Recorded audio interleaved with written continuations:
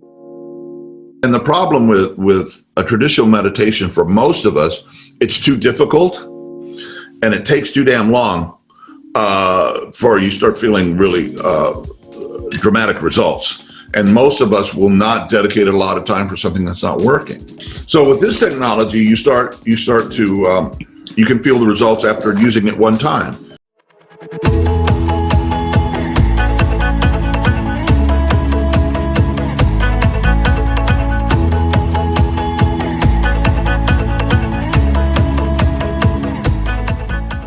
After a number of careers, I ended up in the wilderness of southern Utah in the United States, and I was a wilderness guide, and we were taking young people out on extended wilderness journeys to help them kind of sort their lives out. About 80% of those who came to work with me and work with our company were there because of drug and alcohol problems. The program began to rapidly evolve into a treatment center.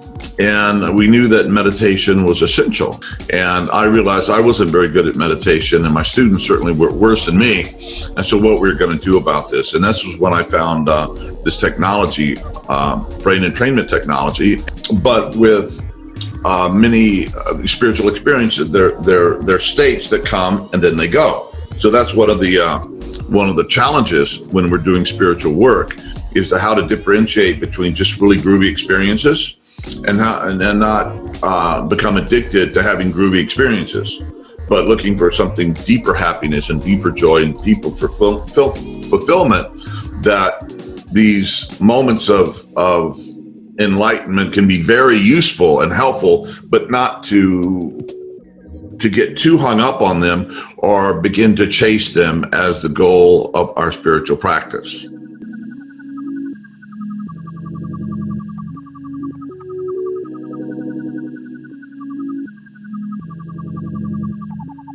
I started using this and testing it on myself, and then I went through about 9 months of releasing somatically from my body the trauma that had been keeping me on the edge of suicidality for years.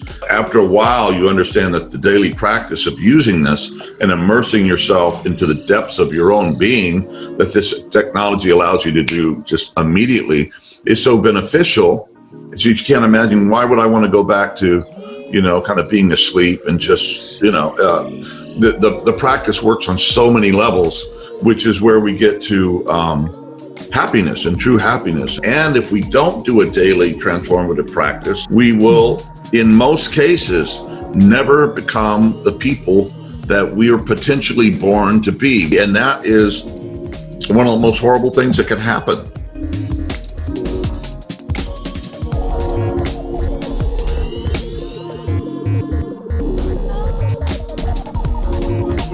We go, oh, okay. All right, let's move on from there. So the first thing is you have to wake up.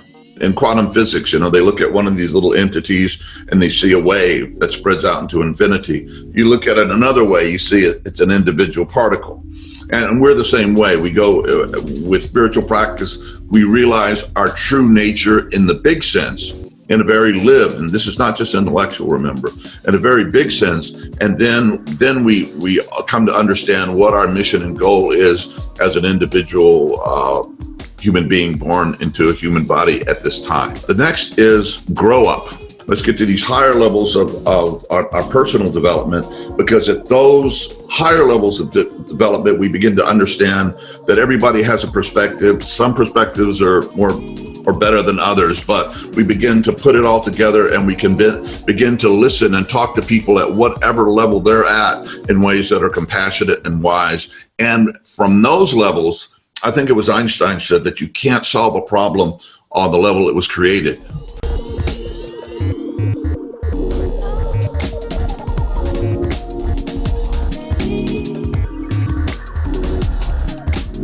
Okay, so you have wake up, only 2 more to go, and grow up, get to these high levels so that your awakening can be channeled through a healthy, functional ego.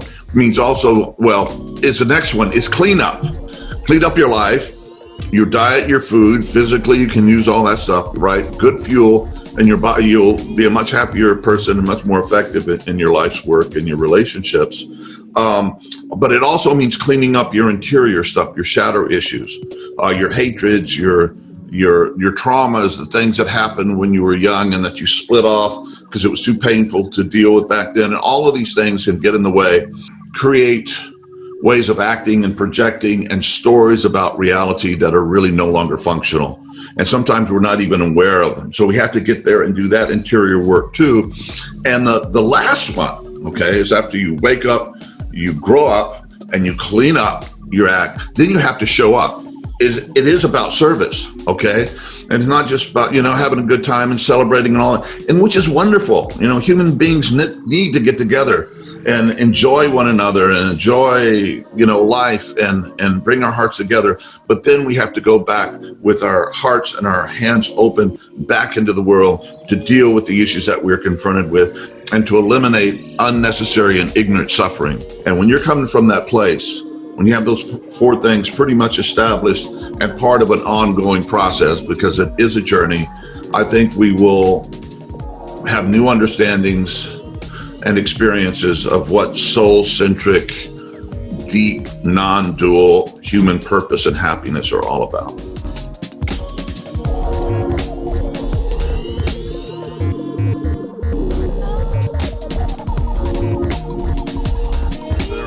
The brain manifests certain brainwave frequencies, okay? And you look at them through the machines, you see little fast waves or slower waves like this, just like in the ocean. The brains of people who were experienced meditators, monks and nuns and mystics, and they would go into these deep meditative states and wiggle their finger when they were there. Then they would take snapshots of the brain and see what's going on. So they started learning that there was commonalities, that these people were going into these deeper brainwave states, alpha, theta, or delta, and the masters could go down there. What they would describe are peace, joy, insight, enlightenment, all of these things from being able to cultivate and train their brains to do these things. A little later on, we started learning that sound waves, binaural beats, that was the first part of the technology, could entrain the brain to whatever desired. So if you saw that some of these Tibetan masters were going down into delta and really good things were happening, well, can we make sound technologies that people listen to that entrain the brain to whatever state, whatever frequency of delta we want, and see what happens. And lo and behold, it worked. And lo and behold, people started experiencing the things that the deep master meditators were talking about without having to go live in an ashram, without having to go, live in a mountain with a guru or by yourself or anything. So it's like, oh my God, the ancient traditions, wisdom traditions taught us about meditation. Then we were able to take science and look at it and see what was really happening. Then we were able to create the tools that actually help us to get there. And the problem with a traditional meditation for most of us, it's too difficult and it takes too damn long for you start feeling really dramatic results. And most of us will not dedicate a lot of time for something that's not working. So with this technology, you can feel the results after using it one time, and it's quite dramatic.